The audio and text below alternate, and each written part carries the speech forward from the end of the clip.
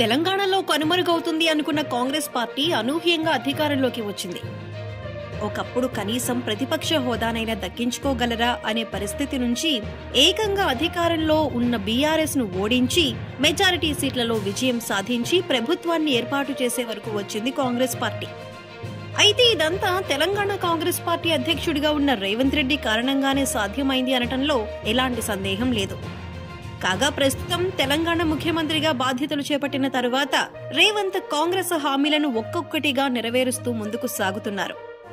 అయితే అసెంబ్లీ ఎన్నికలు ముగిసిన తరువాత ఇటీవలే వచ్చిన పార్లమెంటు ఎన్నికల్లో కూడా తమ పార్టీ అభ్యర్థులను గెలిపించుకోవడం కోసం రేవంత్ రెడ్డి తీవ్రంగా శ్రమించారు. రాష్ట్ర వ్యాప్తంగా తమ పార్టీ అభ్యర్థుల తరపున రోడ్ షోలు నిర్వహిస్తూ బిజీగా గడిపారనే చెప్పాలి.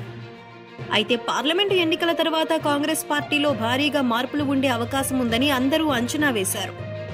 అందరూ అనుకున్నట్లుగానే ఇప్పుడు తెలంగాణ కాంగ్రెస్ పార్టీలో భారీ మార్పులు జరగబోతున్నాయని తెలుస్తుంది.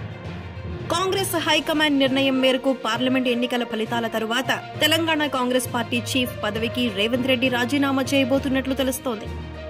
రేవంత్ రెడ్డి స్థానంలో తెలంగాణ కాంగ్రెస్ పార్టీ అధ్యక్షుడిగా ఇక మరో కీలక నేత పగ్గాలు చేపట్టబోతున్నాడట.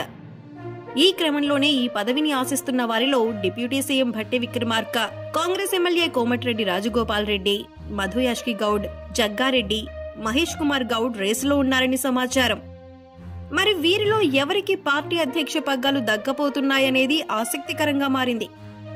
ఇక టీపీసీసీ వర్కింగ్ ప్రెసిడెంట్ గా రేవంత్ దిగిపోయిన తర్వాత పార్టీలో ఏం జరగబోతుంది అనే విషయంపై కూడా ఉత్కంఠ నెలకొందనే చెప్పాలి.